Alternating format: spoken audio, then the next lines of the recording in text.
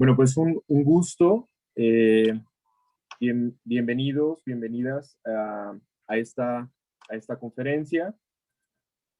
Estamos en la segunda conferencia del segundo día del coloquio, el coloquio de Filosofía y Ciencias Sociales, en el que estamos transitando, pensando desde el no lugar como un marco de referencia para el análisis y la propuesta de las diversas ponencias que constituyen el coloquio. En esta ocasión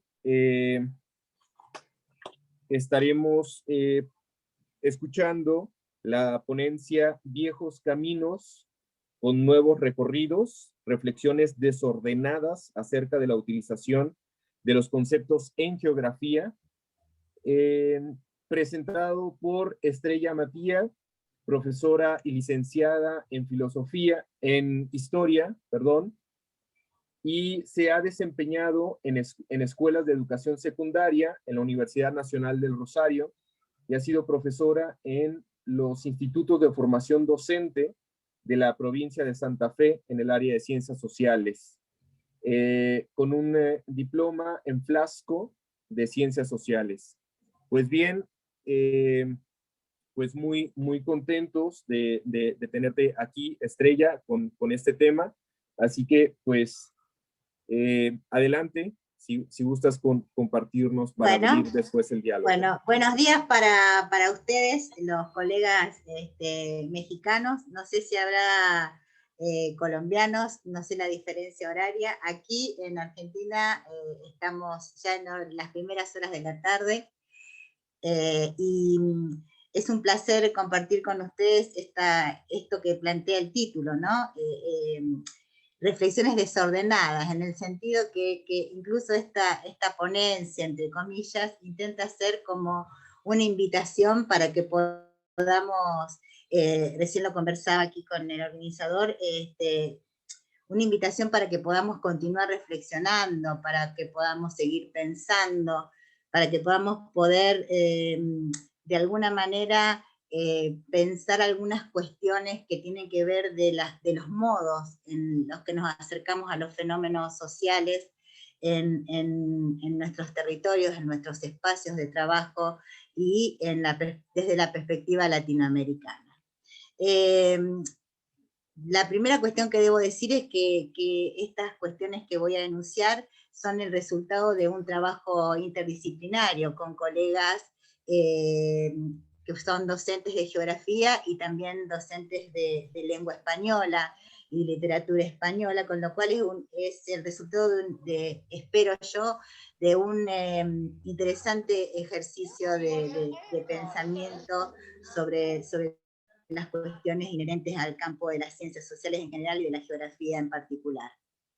Lo que quiero plantear aquí es que aquellos que nos dedicamos a las ciencias sociales tenemos por lo menos dos cuestiones centrales, podríamos decir, que generan problemáticas desde la perspectiva fundacional, ¿no? ¿A qué me refiero? Lo que quiero decir es que desde el momento en el que las ciencias sociales, desde la perspectiva clásica, se dice que se demarcaron como tales, como ciencias, corremos con la suerte de la estigmatización instalada desde la modernidad de ser, entre comillas, las menos científicas de las ciencias. ¿En qué sentido? Por supuesto, desde la mirada, desde la modernidad. Obviamente, esto que estoy aclarando, que es nuestro primer gran estigma, ¿no? ¿Por qué? Porque hay cuestiones que devienen de las ciencias naturales que aquellos que nos dedicamos a las ciencias sociales nos es muy improbable poder sostener, pero que nosotros hemos puesto a lo largo de toda nuestra historia del trabajo sobre las ciencias sociales, de marcar y de poner un afán casi obsesivo para poder lograrlo, ¿no? Quiero ser clara con esto, parece que estuviéramos obsesionados por lograr legitimidad científica desde lo que nosotros investigamos o de las cuestiones sobre las que trabajamos, de los fenómenos sociales que tratamos de visibilizar, de comprender, de describir, para mostrar que lo que nosotros hacemos es ciencia, cuando en realidad no sé si eso es tan relevante. Arrastrado con esa cuestión, que es un estigma con el que no sé qué dirán los colegas de otras universidades, de otras instituciones, pero el estigma, por ejemplo, se ve en esto de a la especialidad a la que vos te dedicás, a las cuestiones sobre las que trabajás, como pareciera que tienen una jerarquía mucho menor que otros tipos de trabajo y otro tipo de escenarios de investigaciones científicas. En este sentido, entonces es muy importante aclarar esto. El primer gran problema es fundacional, en el sentido de que como las ciencias sociales se demarcaron en el transcurso del siglo XIX, amparados con la lógica positivista, en ese escenario macro del positivismo y en esa división clásica de las ciencias, nosotros, aquellos que nos dedicamos a las ciencias sociales, estamos imbuidos de un grado menor. ¿Por qué? Porque no podemos demostrar, porque no podemos universalizar, porque no podemos generalizar.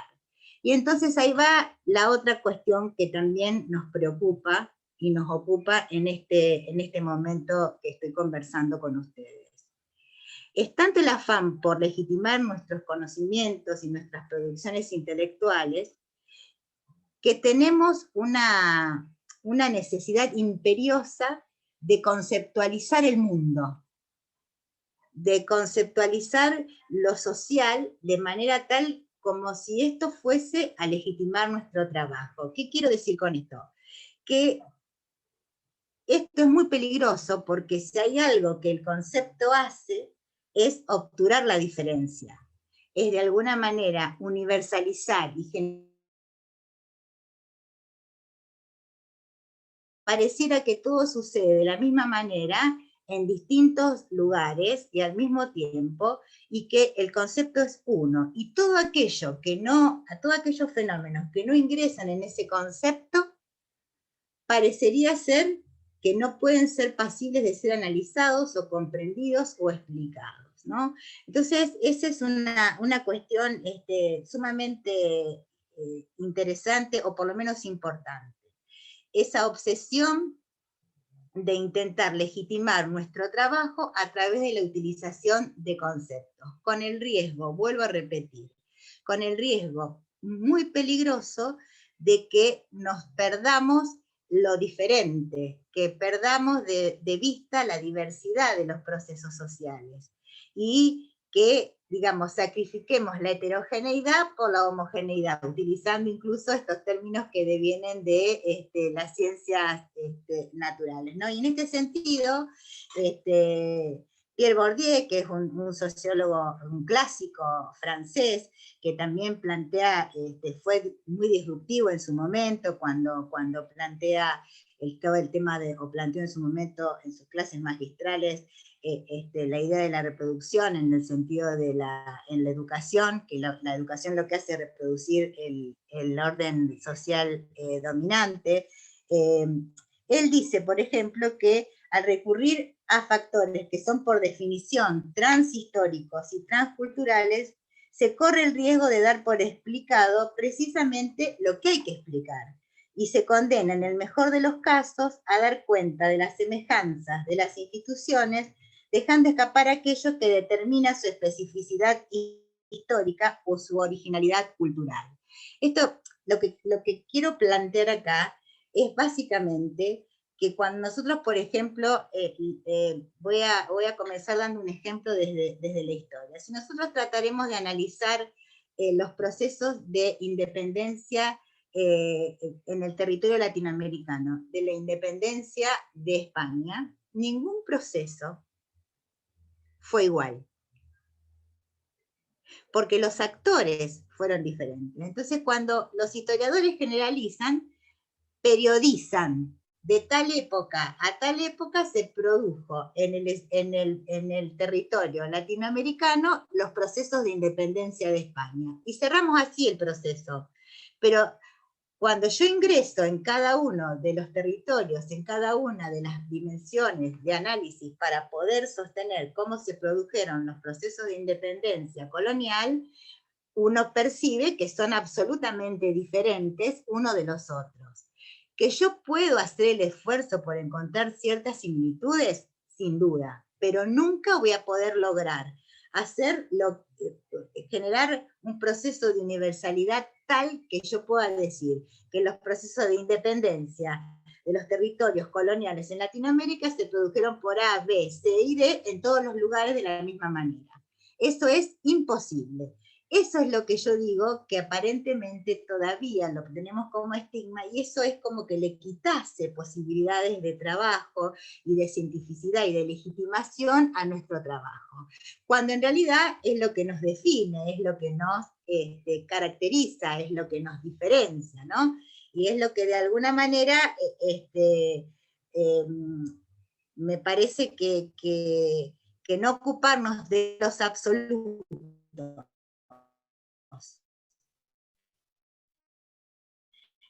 y no ocuparnos de lo de Agnes Heller es lo que enmarca a las ciencias sociales solo como una sumamente interesante, porque la promesa está instalada desde una perspectiva totalmente diferente a la que tienen las denominadas o autodenominadas ciencias exactas, ¿no? Entonces me parece sumamente interesante esa idea de la promesa.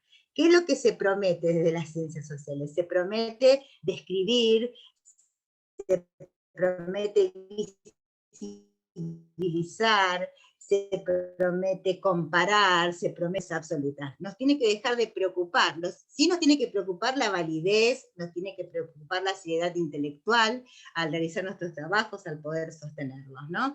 Pero en este sentido, también recupero un texto de un coterráneo mexicano, Rafael Renato Ortiz, ¿no? En su texto Taquigrafiando lo social, que él dice, ¿no? Que los conceptos son construcciones teóricas atravesadas por el tiempo y el espacio y responden a intenciones políticas e ideológicas. Y dado su grado de universalidad y generalidad, obturan las diferencias, encorsetan, encierran, disciplinan y definen los fenómenos sociales. La pregunta es si nosotros estamos tan interesados en definir. Es tan relevante, tan inapelable tratar de definir un proceso, eso nos quita legitimidad, digamos, no, yo no tengo respuestas, tengo muchas más preguntas que respuestas, ¿no? Por eso yo te decía antes de comenzar esto, a conversar con ustedes, esta idea de que es una invitación a que podamos pensarnos, porque además de este problema, tenemos un segundo problema, que es tanto más importante que el primero, que es que estos conceptos, este afán por la utilización de conceptos para poder legitimar nuestra cientificidad en lo que producimos, hace posible que utilicemos conceptos que son importados, es decir, que son absolutamente de origen europeo, son eurocéntricos.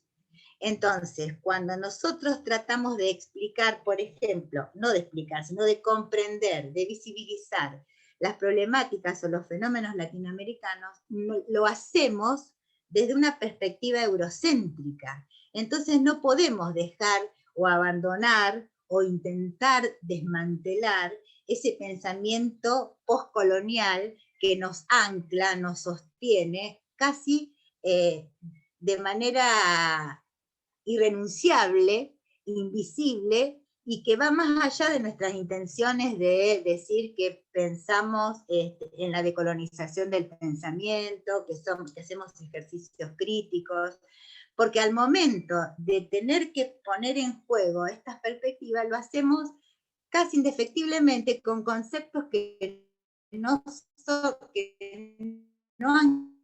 que no acuñamos en nuestro territorio y desde nuestra perspectiva, sino que los utilizamos tal y como nos han sido dados, prestados, tomados de toda una producción teórica que deviene de autores europeos, que no está ni mal ni bien. Lo que digo es que esto no hace sino profundizar o mantener esta perspectiva postcolonial sobre la que nosotros nos decimos realizar un ejercicio crítico.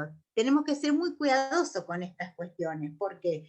Porque lo que me parece que tenemos que poder plantear, no sé si llegar a lo mejor, que sería a lo mejor la perspectiva más ideal, de pensar nuestras propias conceptualizaciones si fuesen necesarias, pero sí poder reconocer la extrapolación que estamos haciendo, porque por eso muchas veces considero que es muy difícil de poder comprender ciertos procesos políticos sociales en Latinoamérica, porque las categorías de análisis que utilizamos y los conceptos que aplicamos y las teorías importadas que sostenemos no pueden muchas veces explicar las realidades latinoamericanas. Entonces, es que entra como un forceps, ¿no? Como a presión. Entonces, estas cuestiones resultan sumamente complicadas de poder sostener. Por eso digo, son reflexiones desordenadas, ¿no? Como para que podamos empezar a pensarnos, a tenernos en cuenta, ¿no?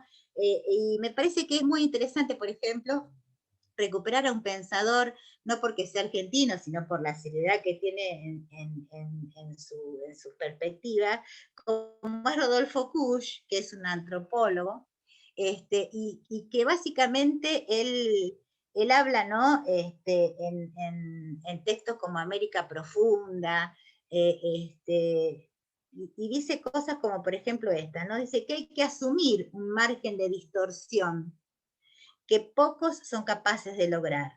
Indagar la vida cotidiana para traducirla al pensamiento constituye una aventura peligrosa, ya que es preciso, especialmente aquí en América, incurrir en la grave falta de contradecir los esquemas a los cuales estamos apegados, ¿no?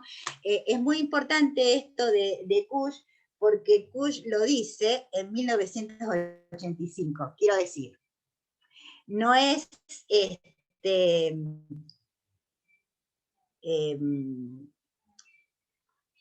casual la ignorancia que se ha hecho sobre este pensador o el ocultamiento que se ha hecho sobre toda la obra de Rodolfo Kusch, ¿no? Yo se los recomiendo en el sentido de que plantea, por ejemplo, cuestiones sumamente interesantes respecto de poder pensar desde América la perspectiva de las problemáticas sociales, ¿no? Entonces, me parece que es sumamente importante porque la cultura importada tiene que ver con estas teorías que nosotros solemos sostener, sobre la que nos hemos formado incluso, ¿no? En las universidades latinoamericanas, no es tan fácil de poder iniciar un proceso de ruptura frente a esta lógica de pensamiento, ¿no? En los últimos años esto se ha ido logrando, se ha ido visibilizando, pero con mucho esfuerzo, y continúa siendo hegemónico la utilización de este bagaje cultural, que vuelvo a decir, no es un juicio de valor negativo, lo que digo es que debe estar atravesado por un prisma que nos haga ver estas posibilidades, ¿no? Y cuáles son estos límites, ¿no? Porque otra de las cuestiones, por ejemplo, y voy a dar otro ejemplo, en los países latinoamericanos, nuestros sistemas políticos, a los que denominamos democráticos, con la división de poderes, el sufragio, etcétera, etcétera, tienen su anclaje y su ejercicio fundacional en Europa. Y entonces, cuando los cientistas políticos intentan analizar los fenómenos políticos latinoamericanos desde ese anclaje eurocéntrico, muchas veces lo que tienen que hacer es formar nuevos conceptos, pero sobre la matriz europea. No sé si puedo ser clara. Entonces, por ejemplo, tenemos autores que hablan de democracia de baja intensidad. Pero ¿cuándo son de baja intensidad? ¿O por qué son de baja intensidad? Son de baja intensidad respecto del modelo europeo, en el sentido de que, por ejemplo, se denomina, o los autores denominan democracia de baja intensidad, aquella democracia en Latinoamérica específicamente, en donde se ejercen los derechos políticos, pero no se ejercen los derechos sociales. Para dar un ejemplo, pero esa adjetivación a la democracia latinoamericana de, de la perspectiva eurocéntrica, no es especialmente latinoamericano, o suele ser un ejercicio intelectual de análisis desde una perspectiva que termina siendo incluso hasta despectiva, ¿no? O de menor jerarquía, en el sentido de trabajar muchas veces la perspectiva negativa de lo que significa el populismo o los populismos, o el último trabajo de Chantal Mouffe cuando habla de los, resulta muy interesante la idea de síntesis de Chantal, ¿no? Esta idea de por un populismo de izquierda, ¿no? Son todas cuestiones muy interesantes para que podamos conversar y para que podamos de alguna manera poner en juego, ¿no? En estos momentos en donde la mayoría de los países estamos atravesando problemáticas sociales sumamente estructurales, importantes, que se visibilizan claramente y que están puestas allí para que podamos tratar de desentrañarlas, de desmantelarlas, de poder de alguna manera mirarlas desde otro lugar, tratando de ir abandonando de a poco este pensamiento de carácter colonial. Y en este sentido me parece que es sumamente interesante entonces poder pensar. También voy a trabajar o voy a invitarlos a ustedes a que recuperemos a dos autores, por eso digo que no es la negación del intelectual europeo, sino una revisitación, podríamos decirlo, ¿no? Entonces me parece que autores como Gastón Bachelard y Pierre Bourdieu, que utilizan desde su misma perspectiva cultural e ideológica lo que ven, los conceptos de vigilancia epistemológica y de ruptura para poder desmantelar, desguazar los conceptos importados sobre los que nos hemos sostenido y sobre lo que nos hemos tratado en nuestras investigaciones de poder definir los fenómenos sociales, ¿no? Yo creo que esto es central para que podamos entenderlo. Vuelvo a repetir, nuestro primer gran problema es fundacional. Podríamos ponerlo como el primer ítem. Siempre parecería que tratamos de demostrar que lo que nosotros producimos es científico. Pero esa es la lógica de la modernidad. Porque para que un conocimiento sea científico, para un cientista moderno tiene que tener ciertas características. Tiene que enunciar leyes, tiene que tener metodología, tiene que tener características de carácter universal y tiene que conceptualizar esa realidad. Bueno, eso tendría que dejar de ser un problema, y tiene que ser objetivo.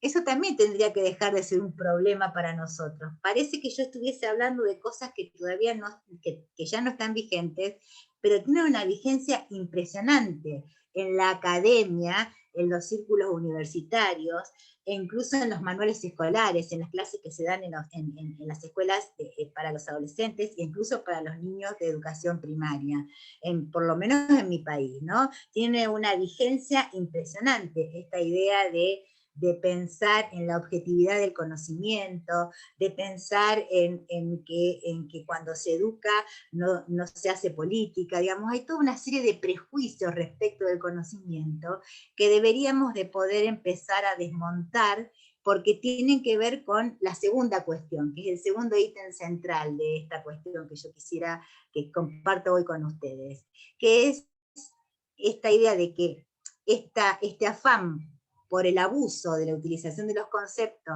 en pos de legitimar nuestras producciones y que sean científicas, lo que usamos son conceptos importados, son teorías que devienen de ausencias y que se han transformado en prescripciones teóricas, que son solo esto, son teorías, y son conceptos que son construcciones intelectuales que son eminentemente eurocéntricas. Y en este sentido, para la geografía, decime vos, Rafael, cómo voy de tiempo, creo que más o menos vamos bien, ¿no?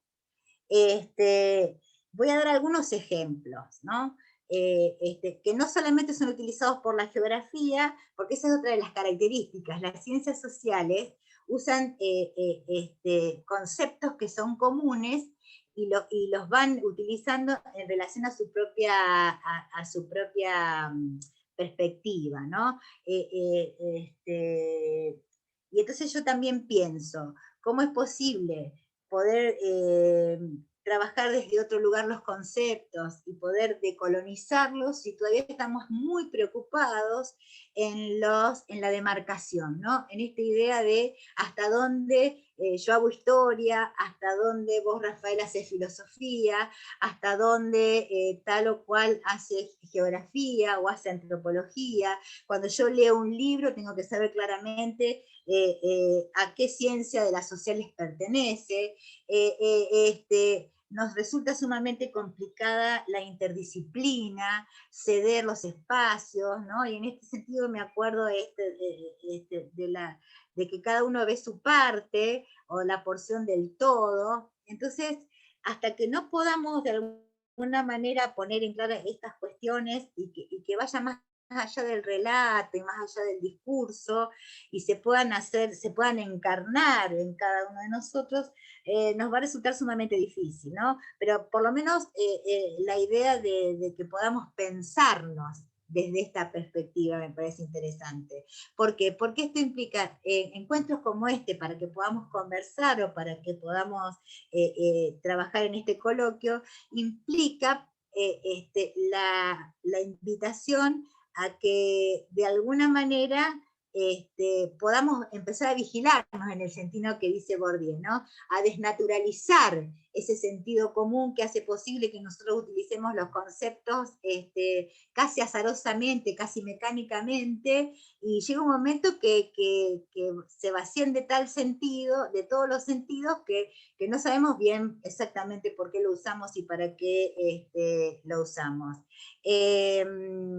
Acá dice Franco Caruso que David Harvey entraría dentro de sí, porque digamos, todos estos movimientos que hablan de ecología crítica, que quieren darle una vuelta a estas cuestiones, son sumamente interesantes. Lo que sí me preocupa es que todas estas cuestiones sobre las que nosotros estamos trabajando hoy y en estas jornadas siguen estando sobre los bordes, ¿no? Digamos, en el sentido intelectual de la palabra, ¿no? Sobre los márgenes. Y entonces, cuando no se centraliza, cuando no se pone en agenda, el tema es poner ser lo suficientemente poderosas las voces para que esto pueda ponerse en agenda y para poder debatirse o para poder continuar, ¿no? Por ejemplo, el concepto de Estado. El concepto de Estado es todos los conceptos en ciencias que utilizamos en ciencias sociales, además de ser importados y que tienen una fuerte impronta colonial, han sido funcionales en algún punto a la lógica capitalista, eurocéntrica y colonizadora. Un ejemplo es el concepto de Estado. El concepto de Estado, que hay cientos de definiciones, voy a elegir azarosamente en este momento la que es más fácil para poder registrar, que es que el Estado es la nación jurídicamente organizada, dicen los libros de texto secundario todavía en la actualidad en la Argentina se lee eso. Si yo lo analizo, es tremendo, porque en realidad el Estado, como institución, emerge, como dice Ortiz, de un contexto sociohistórico-político que hace posible la necesidad de definirlo. Y que tiene que ver básicamente con un tiempo histórico y con la necesidad de disciplinar de alguna manera a los actores sociales, a los actores políticos, y de delimitarlos, ¿no? de sostenerlos en algún espacio concreto. Y está anclado con la posibilidad del ejercicio del poder, porque es un concepto que está anclado en el suelo. Y arrancamos desde la ciudad de Estado ateniense hasta los estados modernos, ¿no? Y después, cuando el capitalismo hizo necesaria la posibilidad de construir una lógica de poder en los territorios, básicamente emerge este concepto que es utilizado hasta el día de hoy y sobre el que se ha sostenido la idea de la territorialidad y la idea del territorio, y nuestro planiferio, nuestros mapas, se sostienen sobre esa lógica, que es una lógica que deviene básicamente de la necesidad de la división del territorio, del espacio, en función de las necesidades del sistema. Y nosotros siempre hablamos de, por ejemplo, ponemos cuando trabajamos con los estudiantes, solemos poner como ejemplo el mapa del continente africano para marcar claramente cómo dejó como el mapa del continente africano es la demostración más contundente de la marca colonial, ¿no? En el sentido de que ha dejado la formación de estados, cuando en realidad la tradición política africana es tribal. Entonces lo que nosotros solemos llamar guerras civiles en cada uno de los estados africanos que se producen, en realidad son guerras tribales. Y el presidente de esas democracias no es ni más ni menos, en líneas generales, o ha sucedido muchas veces en la historia africana, es el jefe de la tribu más poderosa dentro de ese territorio, ¿no? Y las tribus que pierden con sus jefes tienen que, para lo que para nosotros es un exilio, tienen que abandonar el territorio, pero como en otra tribu no lo dejan ingresar, están sobre los bordes de ese límite y de esa frontera, de ese límite impuesto, trazado colonialmente, de ese estado imaginario que ha dejado la dominación colonial. Pero si yo los invito a ustedes a trasladarnos a nuestro mapa, al mapa de Latinoamérica, ha sucedido algo análogo. Entonces siempre pregunto, ¿por qué nos dedicamos a poner como ejemplo al continente africano y no nos dedicamos a mirarnos a nosotros en este sentido? Porque la perspectiva, por ejemplo, que tienen los grupos originarios sobre el Perú, por ejemplo, tienen otro mapa en la cabeza que el que tenemos nosotros cuando vemos el mapa, digamos, la cartografía oficial, por ponerle un título, ¿no? Que también es muy interesante el tema de los mapas, ¿no? Porque también es una construcción eurocéntrica y colonial, porque son los límites que ha dejado la perspectiva colonial en el continente en el territorio latinoamericano, ¿no? La frontera es otra cosa, ¿no? La frontera se corre, es móvil, van y vienen porque está, digamos, dinamizada por los sujetos que lo habitan a ese espacio, pero el límite, que es político, tiene que ver, tiene una relación directa con la conformación del Estado, y el concepto de Estado tiene una fuerte tradición europea y está anclado en las necesidades del sistema capitalista, ¿no? Entonces, eso también después nos permite, otra de las características de la que tendríamos que empezar a desprendernos, aquellos que que nos dedicamos a las ciencias sociales, que es el otro afán, que es clasificatorio, ¿no? Entonces tenemos estados desarrollados, estados subdesarrollados, después tenemos modelos de estado liberales desde la perspectiva política, modelos de estado de bienestar, pero son todas clasificaciones. Entonces todo lo que no entra en cada una de esas clasificaciones nos resulta muy difícil de poder comprender o de poder de alguna manera visibilizar, ¿no? Entonces, lo mismo sucede con la idea del territorio, ¿no? que es para la geografía uno de los conceptos más estructurantes, ¿no? Pero suponete, o supongan ustedes, cuando yo defino el Estado como la nación jurídicamente organizada, voy por los elementos constitutivos, ¿no? De ese concepto. Entonces, ¿yo qué digo? El relato que dice que para que exista un Estado tiene que haber 4 elementos por lo menos: territorio, población, orden jurídico y soberanía. Entonces, cuando yo digo esto, es de una dimensión conceptual casi inabarcable para poder definirlo.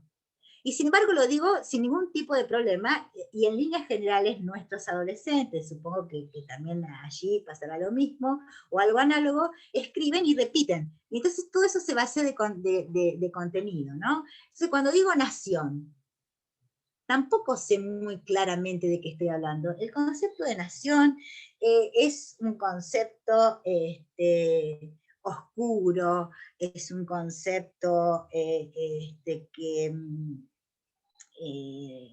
de alguna manera tiene que ver con la perspectiva de la identidad, tiene que ver con distintas perspectivas, si yo lo veo desde lo histórico temporal, desde lo político, esta idea de tener algo en común, de pertenecer, de construir proyectos, y sin embargo, cuando yo ahondo en esta perspectiva y digo que el Estado es la nación jurídicamente organizada, yo pienso, por ejemplo, en mi país, en la República Argentina. Y nosotros no somos una nación en el sentido clásico, conceptual, porque, por ejemplo, la población que está ubicada en nuestra región del noroeste, culturalmente siente o se percibe con mucha mayor identificación identitaria con poblaciones de Bolivia y con poblaciones del norte de Chile y del sur del Perú, que con nosotros, o por lo menos con la región en la que yo vivo, que es la región del litoral, en donde es una región eminentemente blanca, porque es la que ha sido mayoritariamente receptora de la inmigración europea. Entonces, no es que yo no tenga nada que ver con la población que vive en el norte, pero tenemos otras perspectivas y otras lógicas. Digo, cuando yo voy a la fiesta de los carnavales en la región del norte de mi país, es como si estuviese en otro país, como si estuviese en Bolivia y no en la Argentina. No sé si puedo ser clara con esto, ¿no? Entonces, nosotros no es que somos una cohesión y que tenemos una historia en común a partir de la colonización, pero nuestra historia no empieza allí. Y yo formo parte de todo un proceso generacional de irrupción en este territorio, porque soy descendiente de inmigrantes italianos, es decir, que yo tengo que poder conocer a esos descendientes de los pueblos originarios que tienen mucha menos mixtura que yo en cuanto a cultura europea, y etcétera, etcétera. A eso me refiero. Entonces, toda la utilización de los conceptos que tienden a esta generalidad son complicados y están siempre sobre un borde muy problemático que nos encierra y nos disciplina. Entonces, para el mundo, la República Argentina es el territorio que somos, y es el Estado que está, y es lo que está en el mapa. y está dividido en provincias y es un estado federal. Y las provincias del norte tienen características diferentes a las provincias de la región de Cuyo y de las provincias de la Patagonia, y la del litoral fluvial y del litoral marítimo. Esa es otra cuestión. También en geografía la cuestión de las regiones, ¿no? Esto también es muy interesante. La regionalización en geografía es la misma problemática, es análoga a la problemática que tiene la historia con la periodización, ¿no? Es muy complicado regionalizar. El concepto de región hace posible que yo piense un recorte del espacio, que puede ser político, puede ser cultural, puede ser económico, puede no haber regiones, digamos, todo es tan debatible, es tan interesante, que me parece que en algún punto hasta perdemos mucho tiempo tratando de intentar demostrar, cuando en realidad, vuelvo a recuperar lo de Agnes Heller, lo interesante es que seamos una promesa, no que seamos un proceso de cierre, porque además, y en este sentido también es muy interesante esta idea de Renato Ortiz, que la idea es que la ciencia no es lineal, que no es continua, que digamos que hasta donde se llega el otro continúa o vuelve para atrás y delimita de nuevo, y entonces tenerla como algo categórico, absoluto, cerrado, clausurado, es evidentemente un error, ¿no? Y me parece que recuperar también a los clásicos y dejar de preocuparnos tanto por los conceptos, en lugar de poder desmembrarlos, desmantelarlos y reconstruirlos, contextualizarlos, me parece que esto es lo importante, ¿no? En este sentido, Rodolfo Kusch habla, ¿no?, digamos, de lo situado, del conocimiento situado y de ir abandonando dentro de nuestras posibilidades esta idea de lo absoluto y lo objetivo, ¿no? Porque él dice que lo objetivo también es un gran prejuicio occidental que hemos heredado y que constituye uno de nuestros grandes, de nuestras grandes imposibilidades para poder echar a andar nuevos universos de trabajo, nuevas posibilidades de trabajo que están ahí al alcance de nuestras manos. Así que me parece que esta es la idea, ¿no? Hablo de estos conceptos como unos ejemplos, ¿no? Para que lo podamos ir pensando. Vuelvo. Estado, territorio, nación, región, frontera. El concepto de frontera es uno de los más interesantes, porque es el más cambiante, es donde se puede observar clara, es observable a través de los actores sociales y políticos que se mueven constantemente, ¿no? Que atraviesan el límite,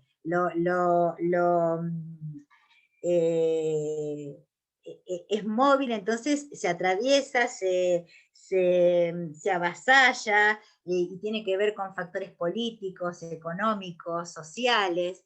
Todos los estados en sus límites tienen fronteras, y los espacios de fronteras son sumamente interesantes, porque pasan cosas sumamente interesantes, no solamente desde la perspectiva negativa, sino también desde la perspectiva positiva, en la relación del intercambio cultural, político y social. Y también otro ejemplo desde la ciencia política, como puede ser la democracia, la mayoría de el concepto de tiempo, el concepto de espacio, en este sentido que da título a este conversatorio del no lugar, ¿no? Podríamos discutir si los lugares de frontera son no lugares o son lugares identitarios diferentes, ¿no? Desde la perspectiva de Marc Augé, ¿no?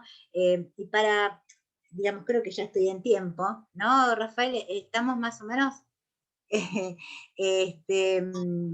para poder escuchar a los compañeros Sí, si están vamos allí bien. presentes.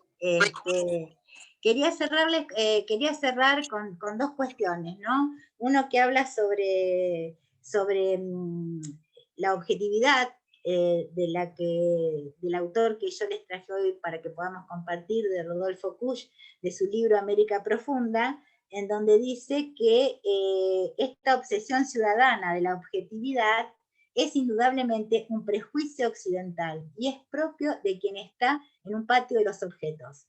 También es el patio, en ese patio se reúnen los vecinos a hablar mal de los otros objetivamente. Pero en el occidente, como en el patio del conventillo, la objetividad cumple además otra finalidad. Permite la salida de sí mismo y fijarse en el mundo exterior, casi como si uno se dedicara a pasear para no estar preocupado. El mundo exterior y su culto nos permite distraernos de nuestra intimidad. La ciencia, que es el culto al objeto, porque cultiva la naturaleza y a sus leyes, sigue al hombre para escabullir su intimidad y hacerse duro y hasta mecánico. ¿Será que la objetividad ha servido para cancelar la importancia del sujeto? Algo de esto debe haber, porque el occidental necesita recurrir al oriente para hallar su subjetividad.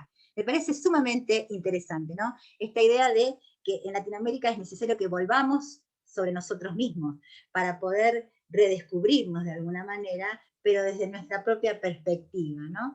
Y para ahora sí, para ir cerrando definitivamente, o más o menos cerrando, o abriendo en todo caso para que podamos volver a encontrarnos en alguna otra oportunidad, me parece que recuperar un párrafo de Jorge Luis Borges me parece que es sumamente interesante.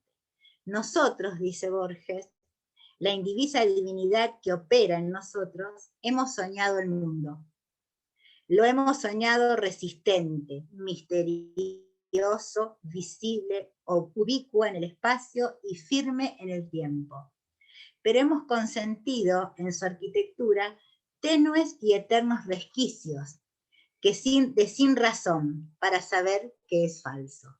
Entonces mi invitación en definitiva, y me tomo de las palabras de Jorge Luis Borges, es que tratemos de ir andando por esos resquicios, en estos viejos caminos, estos nuevos recorridos, que tomen esos resquicios de sinrazón para saber que el mundo que pensó la ciencia de la modernidad, no sé si estaba errado, por lo menos fue el inicio, pero que tendríamos que poder repensar desde otra perspectiva y desde otros lugares conceptuales y teóricos nuestras realidades sociales. Así que bueno, les agradezco muchísimo haberme concedido la palabra, haberme invitado y bueno, si necesitan los escucho, si hay alguna cuestión para que podamos conversar o seguir otro ratito juntos. Gracias, Rafael. Muy bien, Estrella, muchas gracias. Gracias por compartir y esta invitación a cuestionar nuestras propias lógicas narrativas en las que interpretamos un mundo que está constituido, nuestra lógica narrativa está constituido por un cúmulo de conceptos, ¿no? Que poco o nada tienen que ver con nuestras propias realidades, o que más que ayudar a generar interpretaciones diversas, las clausuran y las cierran, ¿no? Entonces, me ha parecido muy interesante esta invitación de poner en cuestión los conceptos, de hacer una ruptura con esos conceptos monolíticos y fracturarlos para evidenciar la múltiple diversidad que los constituyen y podernos pensar de otra forma. Digo, esa estructura también política de entender la nación y los estados que ya no hacen resonancia con las actuales configuraciones de por ejemplo, de Latinoamérica, ¿no? ¿Dónde precisamente están las fronteras, como tú dices? ¿Dónde están las fronteras, por ejemplo, en un Nueva York, que es una de las ciudades con más presencia de puertorriqueños, o Los Ángeles, que es una de las ciudades que más presencia de mexicanos tiene, ¿no? ¿Cómo seguir hablando de naciones y de estados cuando ya hay, y en este sentido, hay una contaminación, en el sentido positivo, una contaminación de todos los escenarios, donde estamos sembrando pluralidades que ya no corresponden tampoco a los conceptos de territorio, pero tampoco a los conceptos identitarios, ¿no? No, Eh, ya no hay una identidad de lo mexicano, una identidad de lo argentino. ¿Por qué seguir apostando por esas cosas que borran la diferencia, que homogeneizan y elimina la heterogeneidad que constituye o que compone la riqueza de lo real, ¿no? De las configuraciones sociales que son tan diversas y tan ricas, ¿no? Entonces, pues bueno, no sé si por ahí hubiera alguna... quiero decir una cuestión respecto de la, discúlpame Rafael, respecto de la No, adelante. cartografía. Una de las cuestiones también sumamente peligrosas al momento de la transmisión es que, por ejemplo, en geografía, cuando se transmite la cartografía actual, no se historiza esa cartografía, o se da también como un absoluto. Entonces, parecería ser que el mapa está dado de una vez y para siempre, y tampoco nos preguntamos nosotros quién lo trazó. Porque en realidad lo que sí existe es el espacio, es ese territorio, pero esa delimitación política es una construcción sociohistórico, ideológica, conflictiva, que merece ser historizada, porque eso implica ingresar en esta lógica, en esta perspectiva, la presencia de los actores políticos y sociales, como en los lugares de frontera. Y que en general los lugares de frontera son también como muy estigmatizados, ¿no? Es como una línea así oscura. Se habla de los límites, pero no de la frontera. ¿Por qué? Porque los límites están institucionalizados, son políticos, son formales. Pero la frontera, que es móvil, en donde la gente se mueve y va y viene y hay transformaciones continuas, de eso tampoco se habla, o de los bordes, ¿no? De los márgenes de esos estados, tampoco se habla demasiado. Y que pareciera que las cosas son de una vez y para siempre, y no hay autores, digamos, es como un hecho mágico, ¿no? Y en este sentido también me parece que lo mismo que nos pasa a nosotros en Argentina, probablemente les pase a ustedes respecto de las culturas originarias maya y azteca. No es lo mismo la región maya que la región azteca, no es lo mismo el norte que el centro que el sur de México. Se vive diferente, se perciben las cuestiones de manera diferente, hasta se habla otro español diferente. Entonces, lo unívoco en lo social es muy complicado, pero nosotros insistimos, y le damos para adelante para que todo sea homogéneo, porque parecería ser que cuando o lo que se trabaja, ¿no? Y me parece que estamos perdiendo lo más rico, que te vuelvo a repetir esto que vos estás recuperando, que es la idea de la existencia de lo diferente, de la diversidad, que no hay ningún problema en eso, ni en visibilizarla.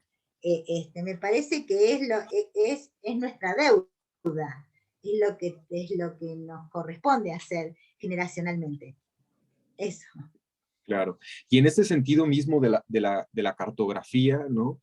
¿Qué relevancia tiene esa estructuración del mapa que está lleno de significaciones políticas, ¿no? De narraciones de discurso de poder, eh, eh, que anterior a la cartografía que nosotros conocemos, eh,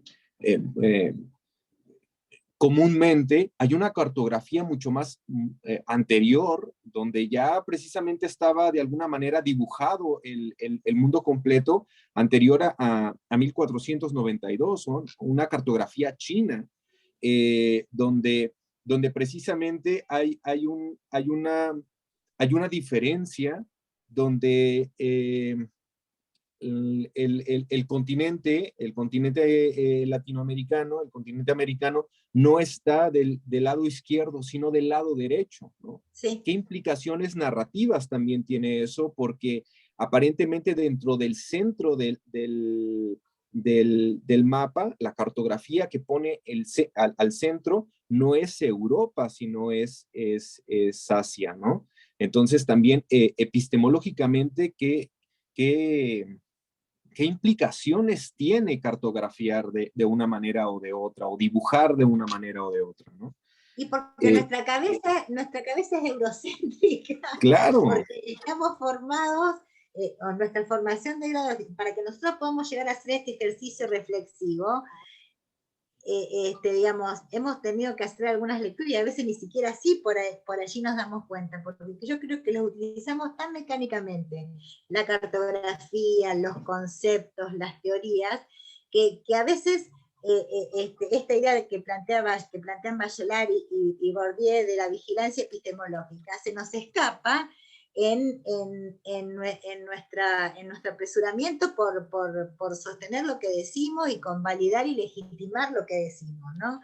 Y entonces estamos tan preocupados por eso que nos olvidamos quizás de cuestiones que son más importantes para poner en debate o en ruptura, ¿no? En este sentido, me parece que lo importante no es no usar conceptos, lo importante es analizarlos,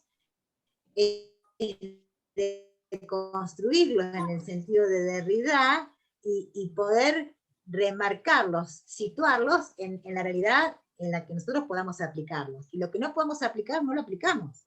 Y punto. Lo describiremos, lo exploraremos, y si no haremos algún tipo de conceptualización si la necesitáramos, pero tampoco que nos resulte imprescindible. A eso me refiero. Claro, sumamente importante, porque la propuesta efectivamente, como tú lo señalas, no está en hacer un lado o negar el concepto, sino constantemente problematizar, porque la riqueza está en la problematización.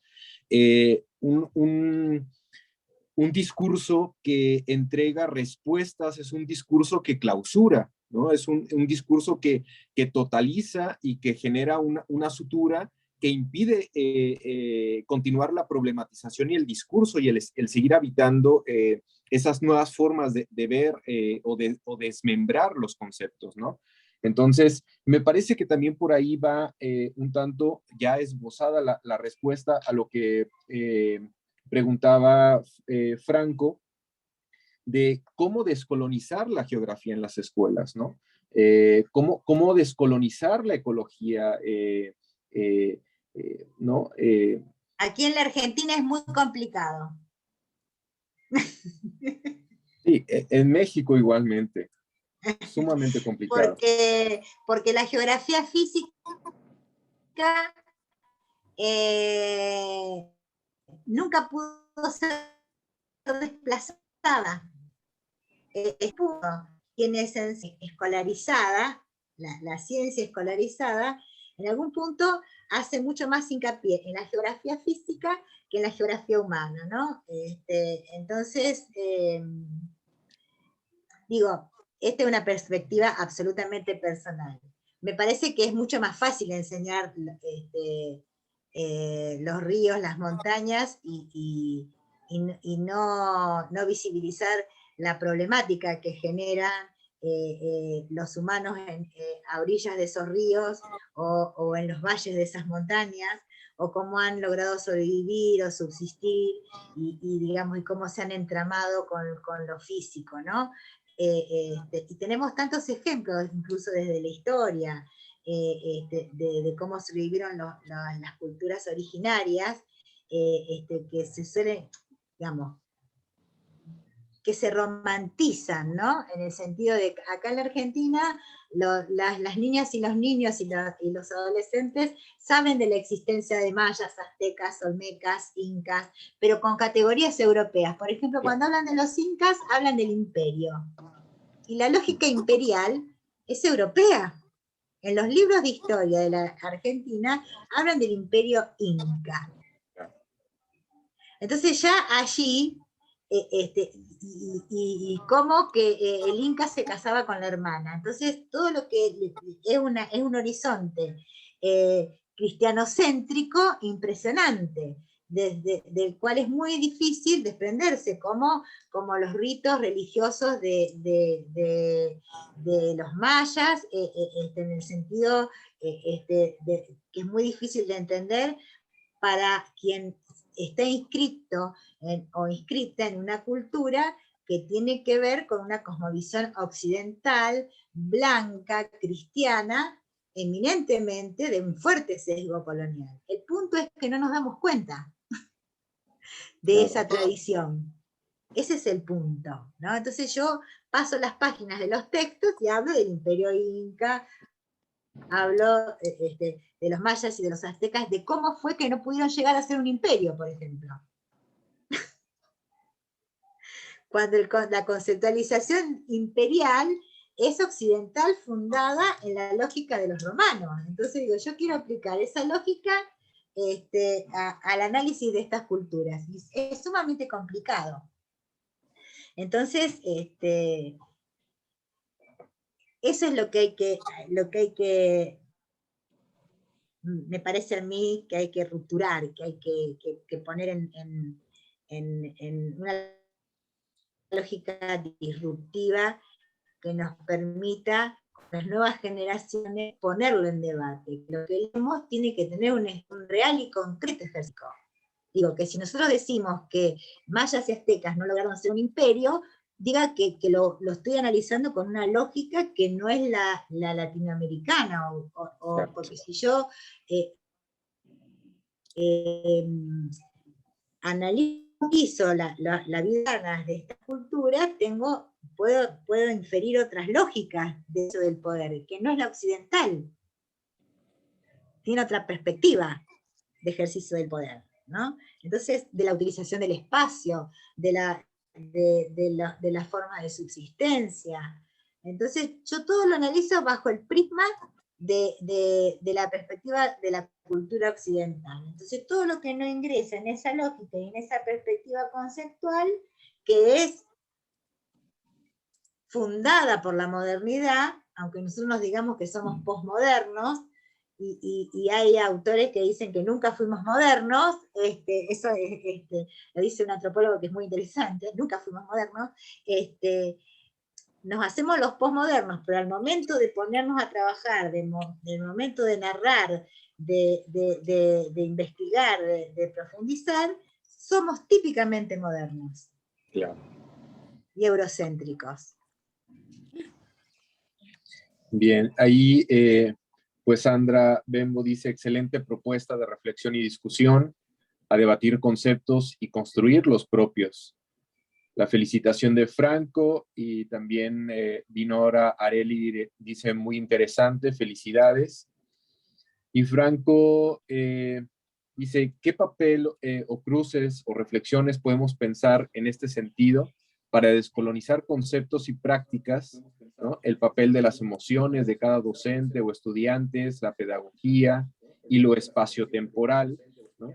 Y poner yo creo que esto que es una invitación a trabajar con ustedes, con colegas latinoamericanos, tiene que ver con esto de como volver al fenómeno, ¿no? A lo fenomenológico, tú que te dedicas a la filosofía, ¿no? Esta idea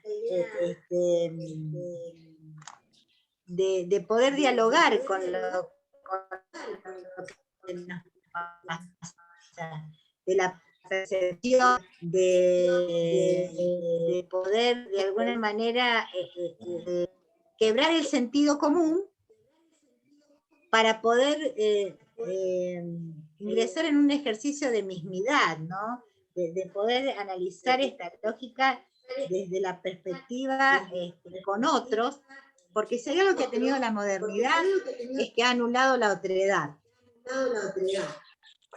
Entonces, la idea es poder empezar a pensar en esto que pensaron los europeos, pero que es muy bien, porque han sido movimientos que han trabajado interdisciplinariamente y pluridisciplinariamente. Digo, cito como para que tengamos en cuenta aquellos que se dedican a la historia, la Escuela de Annales, ¿no? Que fue una de las más ricas en este tipo de trabajo, que fue sumamente criticada por los cientistas sociales, cada uno desde su ámbito, en el sentido de que hay historiadores, geógrafos, antropólogos, a quienes sociólogos, a quienes no le puedes mencionar Escuela de Annales porque es como que le estás nombrando al demonio, que se ha encargado de quebrar la cientificidad y la demarcación que tanto ha costado para cada una de las especialidades y de las disciplinas. Y esto no quiera de ser así. Me parece que uno de los caminos es poder trabajar con los otros, ¿no? Es poder abandonar para seguir con la metáfora del título que nos convoca hoy, recorrer estos viejos caminos de nuevo, de otra manera. Una manera es juntos, me parece. Porque hay muchos aportes. Una manera de hacer estos recorridos, estos nuevos recorridos, hacer nuevos recorridos de estos viejos caminos, es poder hacerlos juntos. ¿Qué juntos? Juntos con otros que se hayan dedicado en otro momento a otra especialidad. Por eso yo dije al principio que este es el resultado de un trabajo interdisciplinario, o por lo menos intentó serlo, con colegas que se dedican a la literatura y a la lengua española, a la geografía y a la historia. No tenemos en el grupo sociólogos, no tenemos en el grupo antropólogos, pero nos parecería sumamente interesante, ¿no? Porque me parece que suman, que si yo continúo separando, ¿no? En este sentido también es muy interesante. Otro de los autores, no sé qué pensás vos, Rafael, al respecto, que es tu especialidad, es tu campo, desde la filosofía, pero Edgar Morin es un epistemólogo sumamente interesante para poder acuñar estas cuestiones, ¿no? Esto de la complejidad. Porque ¿cuál es el peligro esto que vos hablabas de la clausura? De que si yo me dedico solo a la historia en el sentido positivista de la palabra, vos te dedicás a la filosofía como la madre, ¿viste? Eso es lo que dice el relato oficial, como la madre de todas las ciencias, y de ella devienen todas las demás, y todo ese relato, digamos, que también es occidental, es aristotélico, etcétera, etcétera. Y la antropología lo suyo, y entonces uno se ocupa de la cultura, otro de la lógica del tiempo, el geógrafo del espacio, y cada uno nos dedicamos solo a una parte. No vamos a ver nunca la totalidad, pero por lo menos vamos a intentar comprender desde distintas perspectivas la complejidad de los fenómenos sociales, ¿no? Y eso sostenido sobre la deconstrucción y la reconstrucción de conceptos situados en relación a lo que va sucediendo, no a lo que me dicen que yo tengo que explicar, porque a lo mejor no tengo que explicar nada. Lo que yo tengo es que describir, tengo que explorar, tengo que enunciar, tengo que visibilizar. No sé si es necesario demostrar o explicar, porque eso sí, tras un manto progresista, de relato progresista, se esconde la tradición positivista, porque si hay algo a lo que el positivismo se dedicó y ancló como un principio fundacional, es la necesidad de explicar los fenómenos. Y eso también es nuestro gran problema, como a veces no podemos explicar lo que pasa, no lo estudiamos o lo estudiamos mal, pero porque tenemos ese estigma, ¿no? Entonces, de todo lo que no se puede explicar, carece de validez científica. Entonces estamos en ese sentido complicados, ¿no? Así que me parece que 2 caminos son esos: trabajar con otros y deconstruir y reconstruir los conceptos y situarlos en contexto.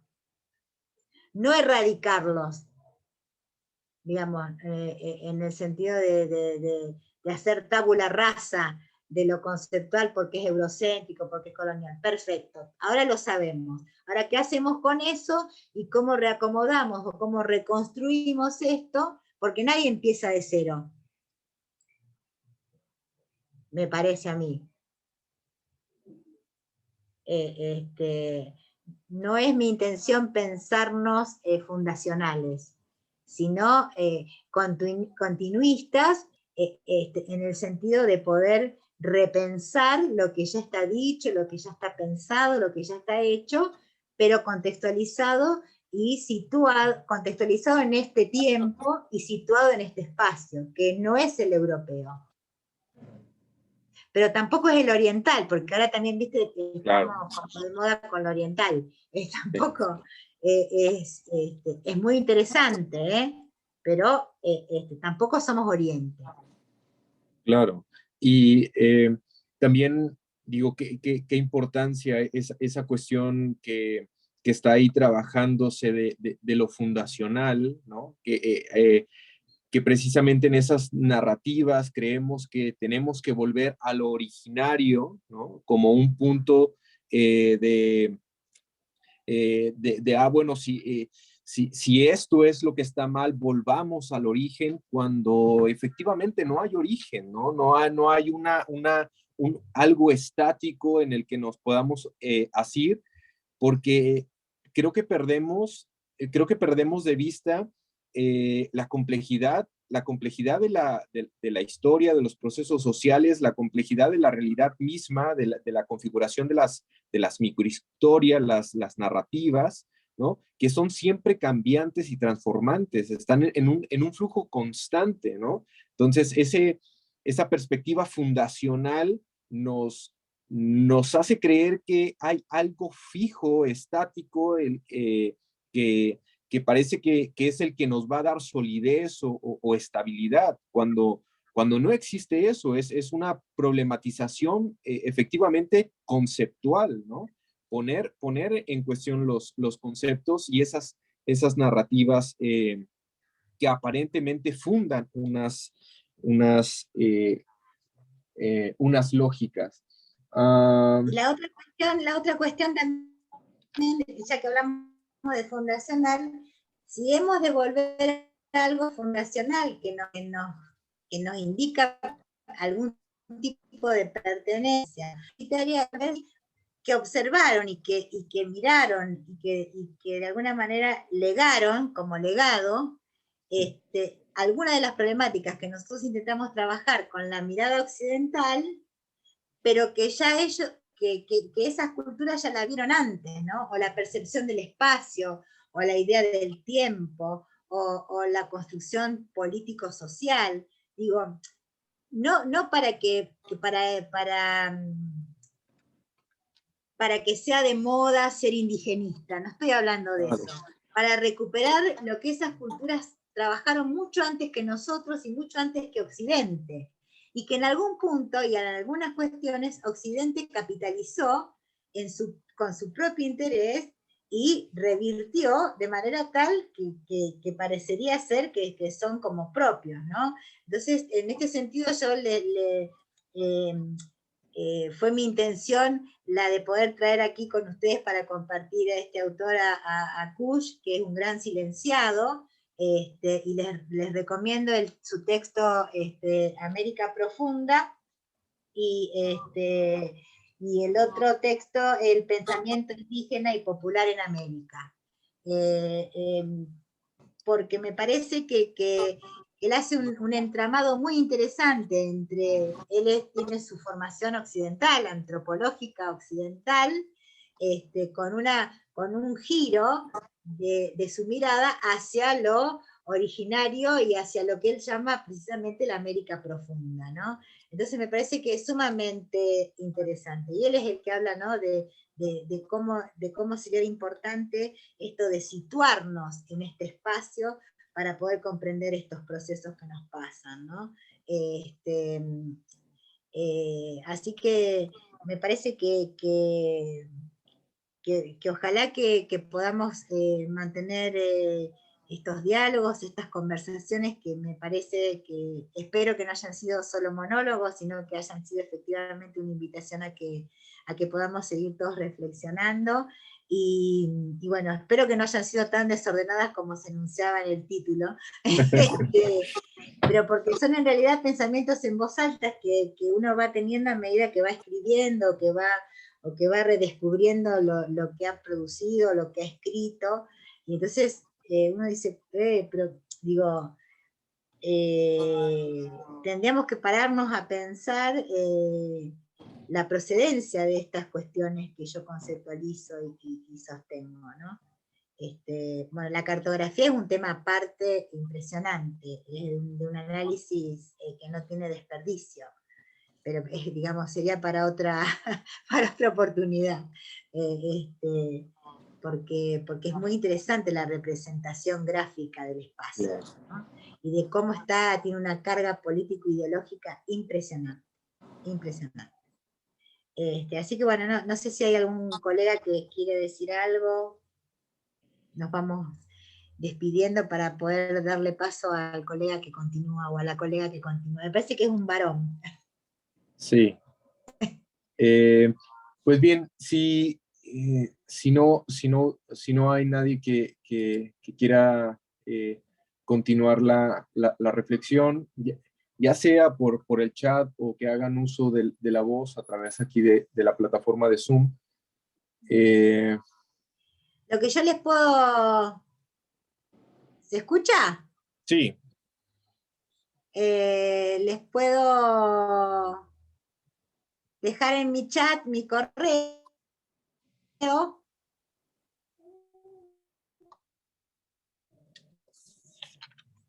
O sea, espérate porque la imagen.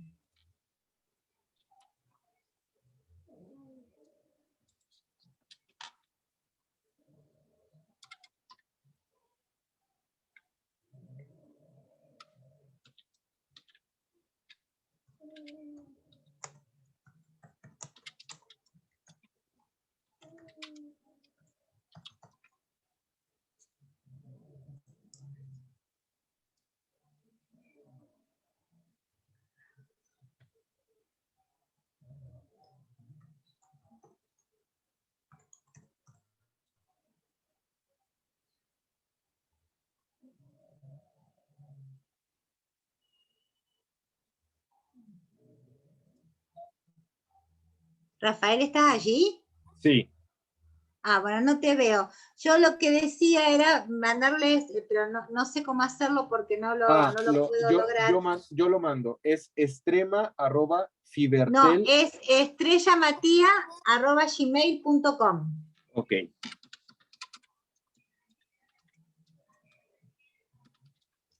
Yo lo planteo en la necesidad de que podamos seguir contactados, que podamos seguir participando sobre estas cuestiones que me parece que son interesantes para que podamos seguir trabajando en lo que nos interesa, que es los fenómenos sociales de Latinoamérica. Claro. Bueno, pues ahí queda la invitación y el contacto para seguir la reflexión. Efectivamente, creo que una de las formas de ir desplazándonos epistemológicamente, de construir nuestras propias concepciones o marcos conceptuales, marcos de interpretación que tenemos es a través del diálogo, ¿no? El diálogo es movilizante, interpela nuestras propias realidades y la realidad del otro. Entonces, esa conexión dialogante permite los desplazamientos. Entonces, por eso una de las cosas fundamentales del coloquio es la apertura al diálogo, ¿no? Bueno, pues muchísimas gracias, Estrella. Creo que ha sido una ponencia muy interesante, llena de, eh, como tú lo decías en algún momento de tu intervención, de promesas, ¿no? En el sentido de no es algo que clausura, sino es algo que promete seguir la discusión, seguir habitando espacios para problematizar, ¿no? Es una promesa que abre un horizonte. Entonces, pues muchas gracias por tu Bueno, gracias a participación. ustedes por la aceptación, por la invitación. Y bueno, yo espero que sea el principio de un entramado relacional interesante. Nunca puede ser ingrato encontrarse con un colega latinoamericano o con colegas latinoamericanos. Así es, así es.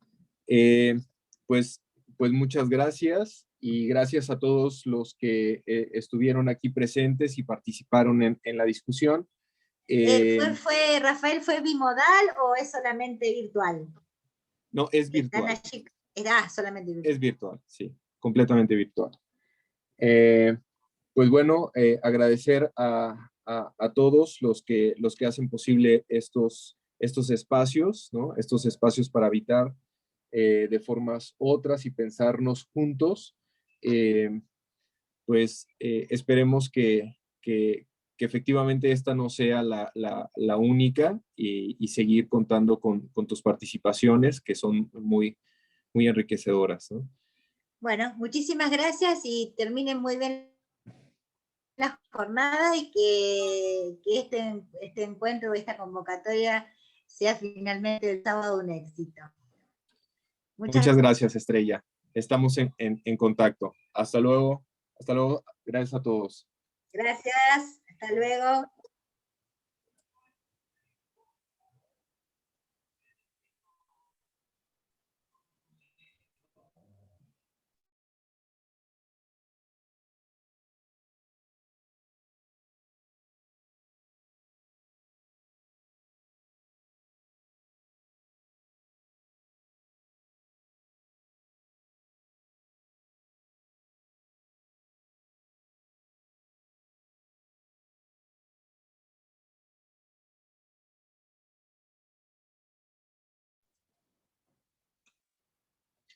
Bien, pues de nuevo muchas gracias.